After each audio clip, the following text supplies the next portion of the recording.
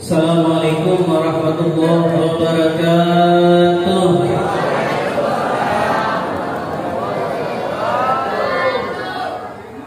Alhamdulillahilladzi hadana wa kafa, alladzi asra bi 'abdihi lailan minal masjidil haram ila al masjidil aqsa linuriyahu min ayatihil kubra. Wassalatu wassalamu ala sayyidina Muhammadin al-Mustafa wa ala alihi wa ashabihi uli manaqibil ula wa ala jami' ummatihi alladhina hum saru ala sabilil huda. Amma ba'du, faqad qala Allah ta'ala fi kitabih wa huwa asdaqul qailin. A'udzu billahi minasy syaithanir rajim. Bismillahir rahim. Subhanalladzi asra bi 'abdihi minal masjidil haram ilal masjidil aqsa alladzi barakna hawlahu linuriyahu min ayatina innahu huwas samiul basir. Wa qala habibuna Muhammadun sallallahu alaihi wasallam, al masajidu buyutul muttaqin, laqad minallah liman kanat buyutuhumul masajida birruhi warrahati wal jawazi ala sirat wan najah. Sadaqallahul azim wa sadaqa rasuluhul karim wa nahnu ala dzalika minasyahidin wasyakirin. Puji syukur kita panjatkan kehadirat Allah Subhanahu wa taala. Salawat beriring salam semoga tercurah dan terlimpah kepada junjungan kita Rasulullah sallallahu alaihi wasallam, dan kepada keluarga, sahabat, pengikut-pengikut beliau ila yaumil qiyamah. Amin ya rabbal alamin. Hari ini kita berkumpul di Masjid Al-Muhtadin ini karena kita memperingati peringatan Isra Mi'rajnya Rasulullah sallallahu alaihi wasallam. Peringatan Isra dan Mi'raj itu tidak lepas daripada peringatan kita diperintahkan oleh Allah Subhanahu wa taala untuk melaksanakan salat 5 waktu. Saya melihat judul peringatan kita ini adalah hijrah menuju pribadi beriman dan bertakwa untuk meraih ridhanya Allah Subhanahu wa taala. Sebetulnya iman dan takwa itu bisa didapat kalau kita bisa menjaga salat dengan baik sesuai dengan apa yang diajarkan oleh Rasulullah sallallahu alaihi wasallam. Kita ambil yang pertama, orang beriman itu adalah orang-orang yang mau salat dan memakmurkan masjid. Di dalam Quran Allah Subhanahu wa taala berfirman, "Innama ya'muru masajidallah man amana billahi wal yawmil akhir wa aqama as-salata wa ata az-zakata wa lam yakhsha illallah fa asa ulaika yakunu minal muhtadin." Sesungguhnya orang-orang yang memakmurkan masjid itu adalah orang-orang yang benar-benar beriman kepada Allah dan hari kiamat. Jadi kalau kita mau hijrah supaya iman kita itu sempurna dan bagus, maka yang harus kita lakukan adalah kita kerjakan salat, dan kita kerjakan salatnya itu di masjid. Karena kalau orang salat dan salatnya di masjid, itu tadi digambarkan oleh Al-Quran, innama ya'muru masajidallah man amana billahi wal yawmil akhir. Orang yang memakmurkan masjid dengan melaksanakan salat 5 waktu di dalamnya, itu adalah orang-orang yang benar-benar beriman kepada Allah dan hari kiamat. Ditambah lagi wa aqamus shalah wa ataz zakah wa lam yakhsha illallah. Mereka adalah orang yang mengerjakan salat, mereka orang yang membayar zakat, mereka orang yang tidak takut kecuali hanya takut kepada Allah Subhanahu wa taala. Dan di ujung ayat fa asa ayyakunu minal muhtadin, maka pastilah mereka itu menjadi orang-orang yang dapat petunjuk. Jadi masjidnya ini namanya Al-Muhtadin. Al-Muhtadin itu orang-orang yang dapat petunjuk. Maka orang yang mampir ke masjid, rancak ke masjid itu, selain beriman kepada Allah Subhanahu wa taala dengan iman yang baik dan sempurna, mereka juga orang-orang yang benar-benar dapat petunjuk dari Allah Subhanahu wa taala. Kemudian selanjutnya, orang kalau menjadikan masjid tempat sholatnya, otomatis rancak di masjid itu selain imannya sempurna, mereka juga orang yang dianggap sebagai orang yang bertakwa, seperti judul ini, iman dan takwa. Kenapa? Karena kalau kita melihat di hadis Rasulullah Sallallahu Alaihi Wasallam, Rasulullah Sallallahu Alaihi Wasallam bersabda, al masajidu buyutul muttaqin. Masjid-masjid itu adalah tempatnya orang-orang yang bertakwa. Jadi kalau kita sering ke masjid, tentu laki-laki ya, yang diperintahkan itu laki-laki. Karena kalau perempuan itu tidak terlalu diperintahkan untuk ke masjid. Kalau seandainya mau, boleh nggak? Jawabannya boleh. Karena ada hadis Nabi mengatakan, la tamna'u ima'a ummati masajidallah.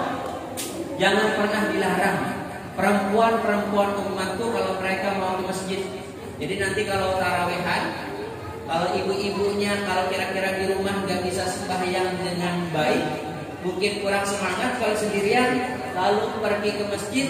Kalau ditanya bolehkah, jawabannya boleh. Dengan catatan kalau punya suami harus izin suami dan aman dari fitnah. Aman dari fitnah itu kalau kita ke masjid nggak ada bahaya, nggak juga mengganggu orang lain. Itu kalau di dalam fikih aman dari fitnah itu diantaranya perempuannya jangan terlalu cantik. Kalau perempuannya cantik luar biasa, itu nanti yang memandang itu nggak bisa tidur. Siapa tadi yang lewat itu? Kayak Luna Maya. Nah, itu yang kayak Luna Maya nggak boleh ke masjid. Karena nanti mengganggu ketika dia jalan, dilihat. Nah, orang lain terfitnah. Kalau model-model seperti itu nggak usah. Tapi kalau mukanya maaf ya, standar aja. Itu silahkan aja ke masjid. Tadi la tamna'u ima'a ummati masajidallah, itu hadisnya Rasulullah. Jangan larang perempuan-perempuan umatku. Kalau seandainya perempuan-perempuan umatku itu mau ke masjid, silahkan aja. Tapi yang dianjurkan sekali sebetulnya laki-laki. Laki-laki itu kata Rasulullah tadi apa? Al masajidu buyutul muttaqin. Masjid itu menjadi tempatnya orang-orang yang bertakwa. Tadi kalau judulnya supaya kita meraih ketakwaan, maka kalau mau hijrah supaya jadi orang beriman, mau hijrah supaya jadi orang bertakwa, rancaki aja ke masjid. Maka itu udah ciri yang jelas bahwasanya iman kita bagus, ciri yang jelas bahwasanya kita jadi orang yang bertakwa. Maka tadi hadis Nabi, kalau masjid itu adalah buyutul muttaqin, tempatnya orang-orang yang bertakwa. Nah, kalau sudah rancak ke masjid, maka yang didapat oleh orang-orang yang suka ke masjid, kalimat selanjutnya, laqad minallah liman kana buyutuhumul masajida birrauhi. Maka Allah Subhanahu wa taala menjamin bagi orang yang menjadikan masjid sebagai tempatnya, artinya sering melaksanakan sholat 5 waktu di dalam masjid, Allah menjamin yang pertama birrauhi, orang itu mendapatkan rahmatnya Tuhan. Kita kan mengharapkan sayangnya Tuhan. Kita itu kalau disayangi itu enak.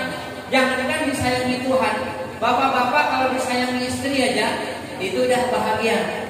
Pak, mau makan enggak? Kata bapaknya, mau, saya siapkan. Tuh, ini malam Jumat Pak, bapak mau atau enggak? Kalau disayangi, disiapkan. Gak minta, disiapkan. Tapi kalau lagi istrinya marah, ma, lapar, masak sendiri. Atau bilang, ma, ini malam Jumat kah, malam Sabtu kah, malam Minggu kah, gak ada urusannya. Itu kalau marah. Jadi kalau disayang istri aja sudah bahagia, bagaimana kalau kita disayang Allah Subhanahu wa taala? Maka kalau kita mau dapat sayangnya Tuhan, itu yang tadi sering-sering ke masjid. Karena memang orang sering ke masjid itu kan berarti orang itu diberi petunjuk oleh Allah. Kalau diberi petunjuk tentu karena Tuhan sayang. Kalau kita melihat di dalam Quran, Allah waliyul ladzina amanu yukhrijuhum minas zulumati ilan nur.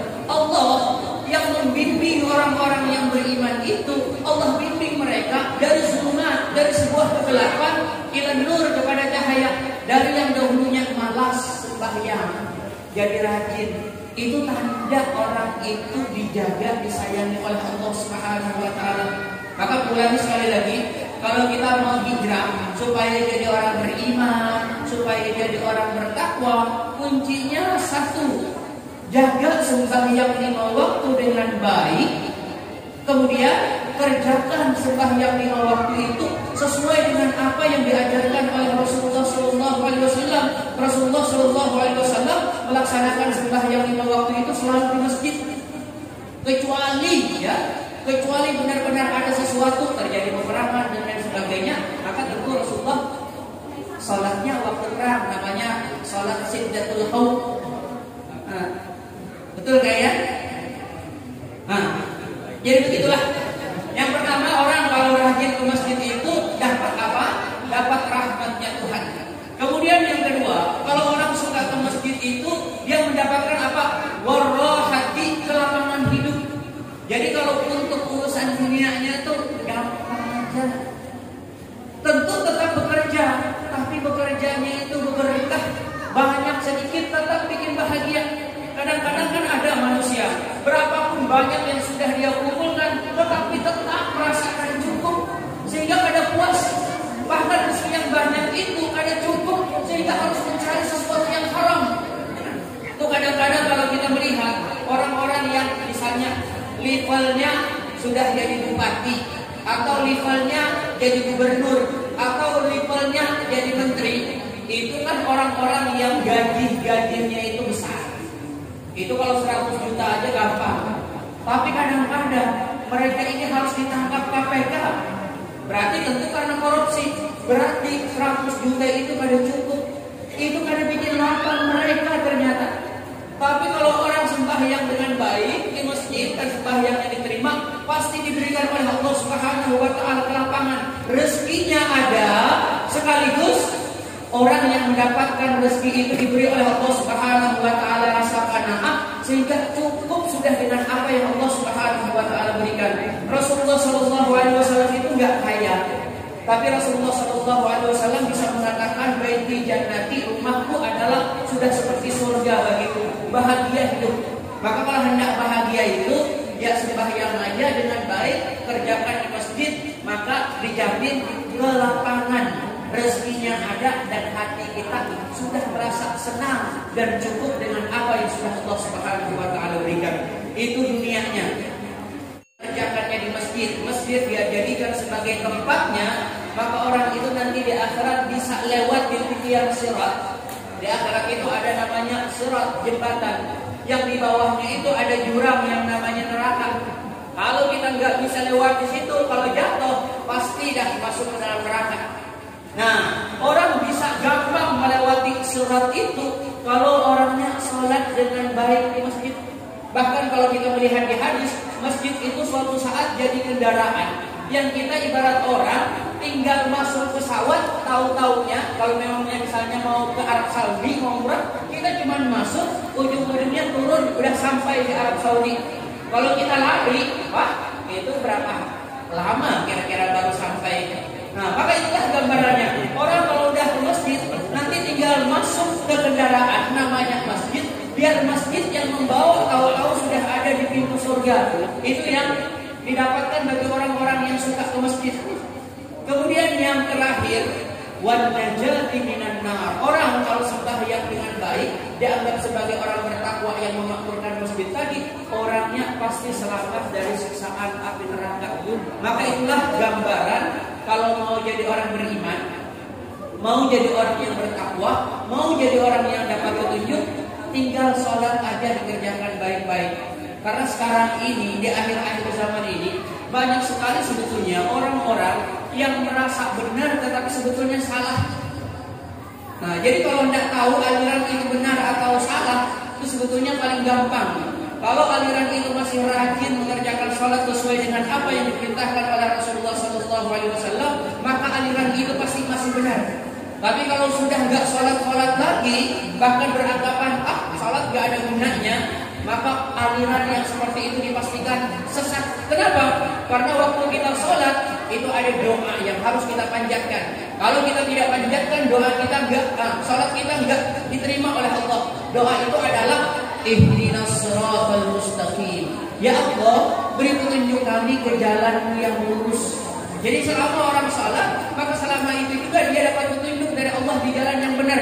Tapi kalau sudah enggak sembahyang lagi, sudah dijamin sudah enggak benar. Kalau ada aliran yang seperti itu aliran sesat. Kalau ada guru yang seperti itu guru-guru enggak benar. Walaupun kadang-kadang guru-guru yang seperti itu mengaku dirinya ahli ma'rifat, kadang-kadang mengaku ilmunya sudah sampai, mengaku dirinya kadang-kadang menjadi wali dari wali-walinya Allah Subhanahu wa taala. Ulangi sekali lagi, itu pengakuan pasti pengakuan bohong. Kenapa? Karena kalau seandainya ada orang jadi aulia, ada orang yang ilmunya tinggi, ada orang yang ma'rifatnya luar biasa, tentu ilmu orang itu tidak melebihi ilmunya Rasulullah Sallallahu Alaihi Wasallam. Tentu kema'rifatannya orang itu tidak sema'rifat Rasulullah Sallallahu Alaihi Wasallam. Tentu pangkatnya tidak setinggi pangkatnya Rasulullah Sallallahu Alaihi Wasallam. Tapi Rasulullah Sallallahu Alaihi Wasallam yang paling tinggi pangkatnya kan Sayyidul Anbiya wal Mursalin.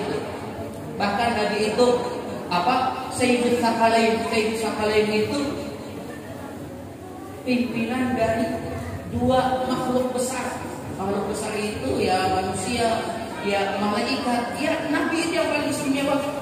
Tapi orang seperti Rasulullah Sallallahu Alaihi Wasallam masih diperintahkan oleh Allah Subhanahu Wa Taala, wa'bud rabbaka hatta ya'tiyakal yaqin. Hendaklah engkau hai Muhammad beribadah kepada Tuhan engkau sampai datang kepada kamu itu kematian. Jadi kalau Nabi yang tadi makamnya tinggi, ilmunya tinggi, makrifatnya tinggi, disuruh oleh Allah Subhanahu wa taala sembahyang sampai mati, maka kalau kita tentu ilmunya enggak setinggi Nabi, makamnya tidak setinggi Nabi, kemakrifatan kita tidak semakrifat Nabi, tentu lebih lagi diperintahkan untuk sholat itu sampai mati. Jadi jangan sampai kita yang di pedalaman-pedalaman ini dapat guru yang sesat. Nah, jadi sekali lagi, untuk mengetahui sesat atau tidaknya yang paling gampang itu sembahyang dengan baik atau tidak. Kalau sembahyang dengan baik, benar. Tapi kalau sudah enggak sembahyang lagi, itu sudah enggak benar lagi. Maka jangan nanti diukur-ukur yang baik itu NU atau Muhammadiyah. Enggak, dua-duanya baik. Karena dua-duanya sudah sembahyang.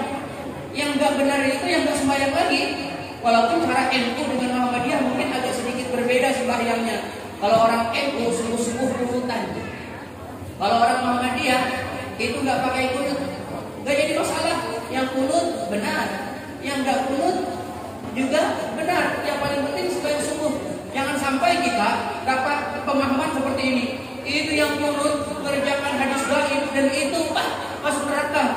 Yang kunut beranggapan itu yang nggak kunut, nggak mengerjakan apa yang dikerjakan oleh Rasulullah SAW, itu masuk neraka. Kalau yang kunut masuk neraka, yang nggak kunut masuk neraka juga.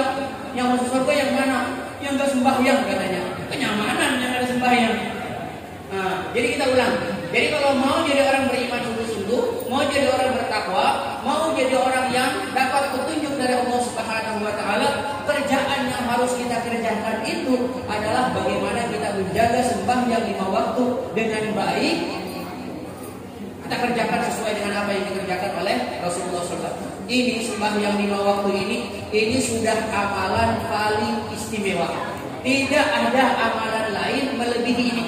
Kalau bagus-bagusan ya, suatu saat Rasulullah SAW ditanya, ada di dalam Sahih Bukhari kalau mau buka, ayyul amali afdal. Wahai Rasulullah, kira-kira amalan apa yang paling istimewa?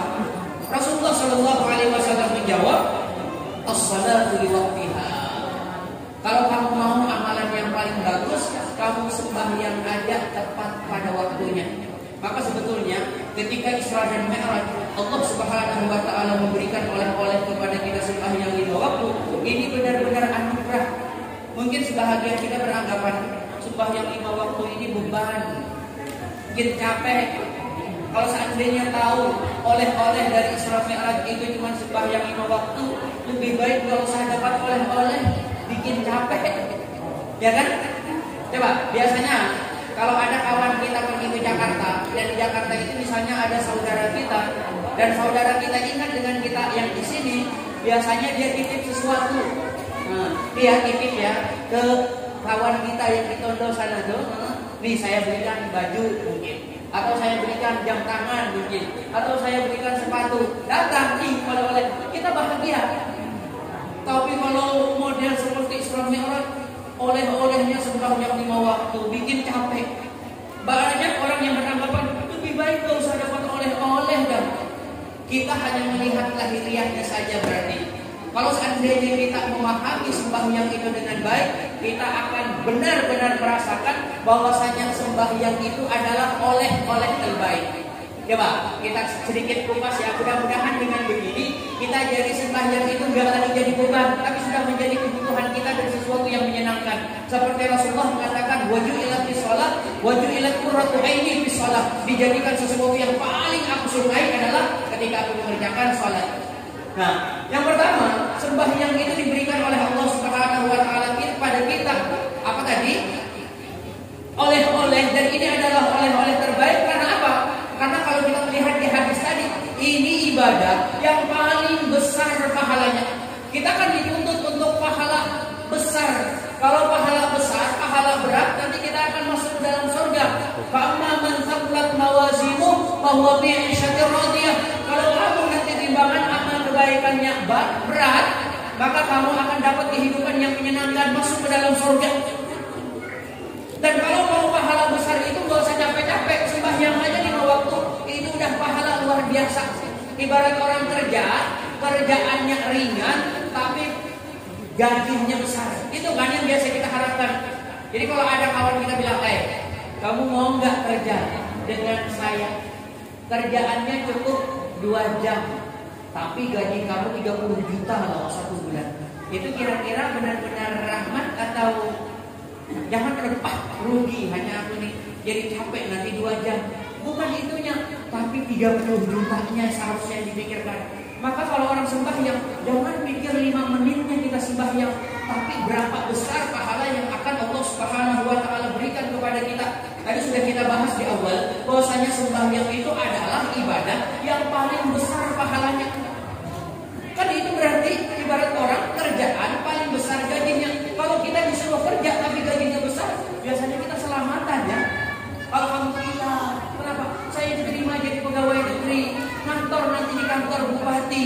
Padahal itu tiap hari harus pergi, berangkat dari rumah, ngantor dulu, mungkin setengah hari kantor, baru pulang lagi, capek. Kita nggak bilang itu adalah sesuatu musibah atau bala, tapi yang kita pikirkan dapat gaji tiap awal bulan. Maka itulah yang harus kita pikirkan. Ketika Allah Subhanahu wa taala memerintahkan kepada kita untuk salat, maka berarti Allah memberikan kepada kita itu sekali lagi pahala yang paling besar.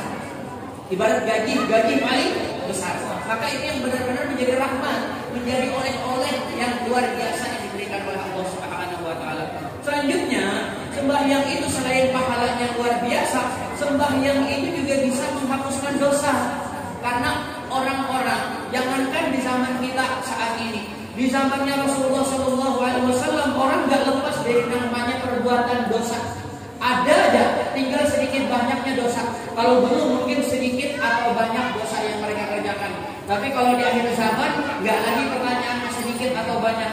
Kalau nggak banyak sekali dosa yang kita kerjakan. Nggak ada di antara kita ini yang dosanya dikit. Ada kira-kira yang bisa angkat tangan? Saya dosanya cuma sekali aja bohong seumur hidup misalnya. Atau saya nggak pernah loh lihat perempuan kecuali sekali. Saya pikir tidak. Kita tuh tiap hari lihat perempuan. Bahkan kadang-kadang semakin perempuannya cantik, semakin perempuannya buka aurat, semakin mata kita nggak bisa menghindari itu. Tahu kadang-kadang, ini dosa, cuman kita yang nggak ada tahan. Lihat perempuan yang buka auratnya, yang cantik, itu kalau menyebabkan itu nanti terfitnah, itu dosa.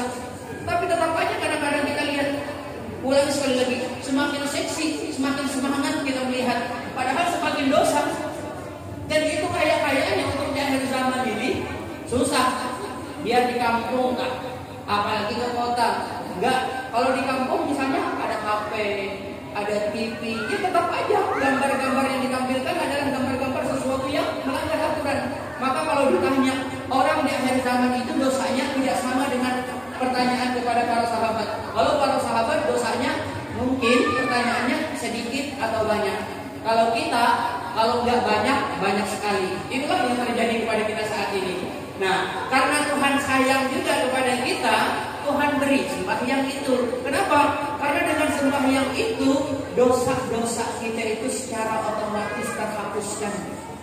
Itu yang kalau kita melihat di hadis, masalus salawatil khamsi kama salinahrin jari ala babi ahadikum yaghtasilu fihi kulla yawmin khamsa marrat fahal tajidu lahu minad daran. Perumpamaan sembahyang 5 waktu itu persis seperti orang yang di depan rumahnya itu ada sungai yang bersih, dan orang itu seharinya mandi di sungai yang bersih itu 5 kali.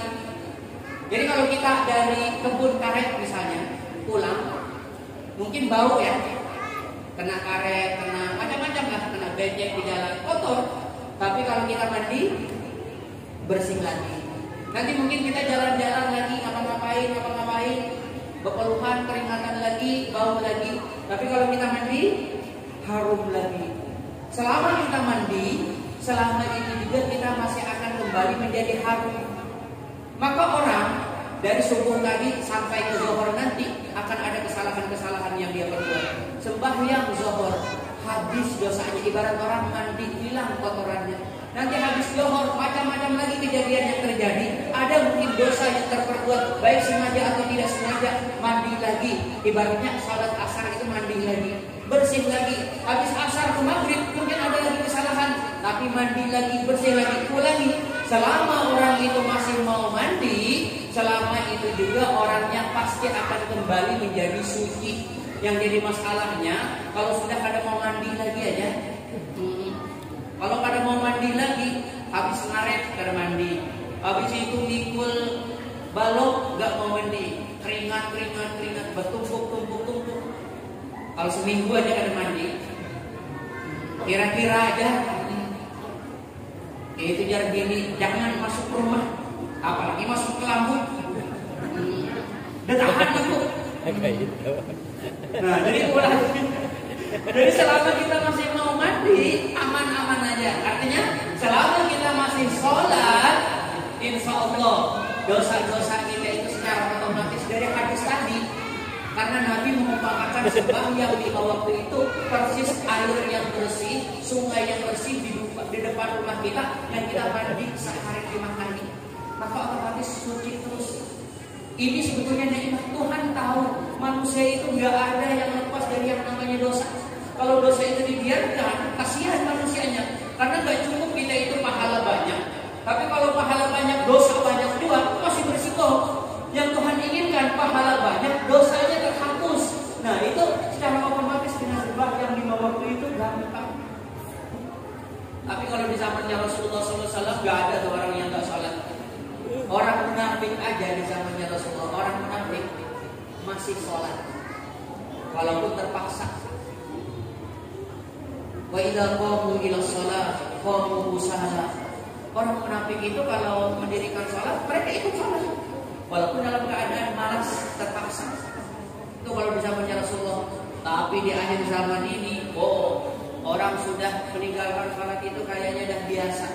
Makanya perlu sebetulnya kita itu mengajak. Gak bisa hari ini, mudah-mudahan besok kita adakan pengajian. Yang mudah-mudahan lah. Kita gak bisa berubah orang, karena yang bisa berubah orang itu Allah. Kita hanya sekedar berusaha. Tapi ada gambaran Rasulullah. Gambaran Rasulullah di akhir zaman itu, kata Rasulullah, orang banyak Islamnya cuma Islam KTP. Ada hadis Nabi berbunyi seperti ini, Yusik ayat ya ala nasi zamanun la yabqa minal islami illa ismuh. Hampir tiba waktunya, datang suatu masa kepada manusia di mana di masa itu tidak tinggal lagi Islam kecuali cuma tinggal nama. Dilihat ini KTP nama, maaf ya kalau sama Abdullah. Kalau nama Abdullah itu jelas orang Islam. Atau namanya Abdul Karim, Pak, dilihat kolom agamanya Islam. Tapi dilihat kalau pernah ke masjid Jumat aja minta izin terus. Salamkan dengan khatib, gak bisa hadir. Sudah bertahun-tahun begitu. Hadir paling-paling Idul Fitri, Idul Adha. Itu namanya Islam KTP. Rupanya Islam KTP itu sudah ada dari konteks hadis. Kalau konteks hadisnya la yabqa minal Islam illa ismuh. Tidak tinggal lagi dari Islam kecuali hanya tinggal nama. Ditanya Islam, Islam, tapi kerjaan hari-hari menunjukkan bahwasanya kayaknya bukan orang Islam. Sama aja dengan orang sebelah. Ada pernah sembahyang juga. Nanti bulan Ramadan, sebulan lagi kurang lebih kita sampai. Itu kan orang Islam itu puasa. Iya pada puasa-puasa, merokok terus. Ke pasar Ramadan beli kue langsung makan. Orang tuh buka api langsung makan. Ini boleh jadi. Ini kalau tidak kita yang berusaha, mudah-mudahan tidak terjadi kepada kita dan tidak terjadi juga kepada masyarakat kita. Ada nanti kata Rasulullah seperti itu. Wala yabqa minal Qur'an illa rasmuh. Dan di saat itu Quran tidak ada lagi kecuali hanya tinggal tulisan. Orang tuanya kan bisa mengaji, kekanakannya kan bisa mengaji karena kan disuruh oleh orang tuanya. Orang kalau seandainya kita akan bisa mengaji, minimal jangan sampai anak-anak kita akan bisa mengaji juga.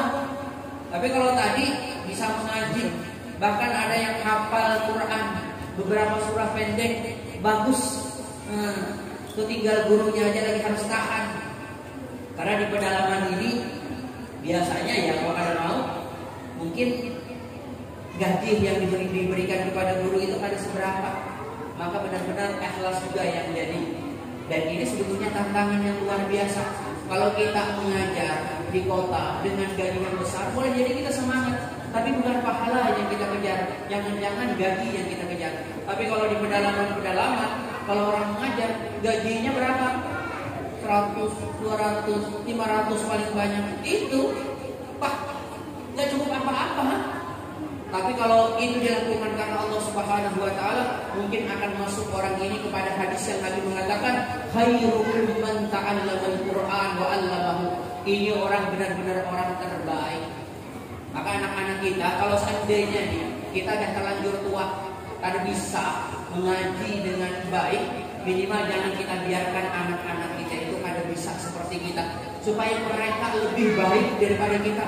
Yang kira-kira ketika kita mati ada kiriman Fatihah, ada kiriman Qul Huwallah, ada kiriman Yasin untuk kita. Walaupun mungkin ada sebagian orang yang tidak sependapat, tapi bagi yang sependapat silahkan. Pahala itu sampai atau tidak? Kalau menurut kita yang bermadzhab Imam Syafi'i sampai. Ada orang lain mengatakan tidak sampai, ya silahkan. Tapi tetap menjadikan anak itu sebagai anak yang soleh itu sudah mutlak kewajiban orang tua. Maka kalau seandainya, sekali lagi ya, seandainya kita sudah kada bisa baca Quran, jangan sampai anak-anak kita kada bisa baca Quran. Tapi suatu saat sama rataan kada bisa baca Quran. Quran jadi jimat aja. Anda ayat kursi di depan pintu. Supaya apa? Supaya hantu. Tahu hantu? Supaya hantu katanya kada masuk. Kayak mana hantu hendak masuk yang di dalam sudah jadi hantu? Sama aja jadi hantu. Sama pada kada sembahyang, sama pada kada puasa, sama kada mengaji, sama aja lah aku. Aku menjadi iblis, nakal-nakal kayak ini. Sekalian dia salah. Wa idh qulna lil malaikati isjudu li Adam fasajadu illa iblis. Aku kalau disuruh menyembah kepada Allah mau. Aku pada maunya itu disuruh hormat kepada Nabi Adam. Ini manusia ganas pada aku. Disuruh menyembah lawan Allah, ya ada mau juga. Yang iblis buat apa? Masuk rumah itu gak jadi hantu dahulu. Jadi jangan dijadikan ayat kursi itu jadi jimat.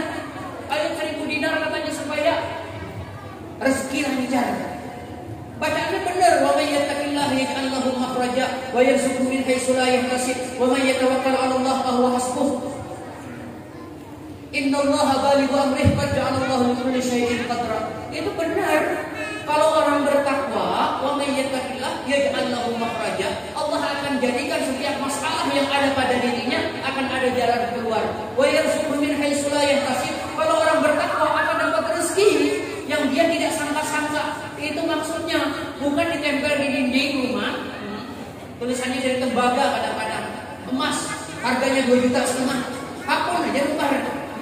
Tapi baca kan tahu apa di bacaannya nih. Anak disuruh kan baca aja. Ditakurin oleh tukang jualnya ini apa? Karena bacaannya kan tahu jual itu baca. Aku jualan aja. Luar biasa. Jangan sampai ya. Tapi mudah-mudahan makanya kita itu silaturahmi. Kami dari Malang. Enggak apa-apa. Hanya sekedar silaturahmi, mudah-mudahan kita saling nasihati aja. Saya tidak berniat menggurui. Hanya sekedar silaturahmi aja. Kemudian di akhir zaman itu nih, masajiduhum amiratun wa hiya harabatun 'alal bidah. Di akhir zaman yang dianggap Nabi buruk itu adalah manusianya pintar bangun masjid. Bangun masjid mau aja, tapi kadang mau isi masjid.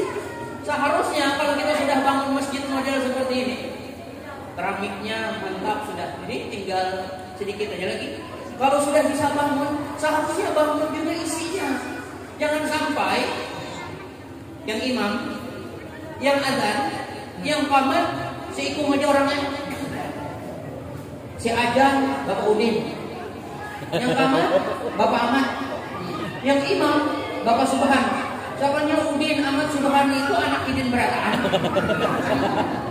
Ya sebanyak sekali sorangan aja. Imam daripada kesal, kata imam, istawu sufufakum, luruskan saf-saf kalian. Padahal kan ada saf-saf di belakang. Si hantunya daripada kecewa jadi imam barang aja.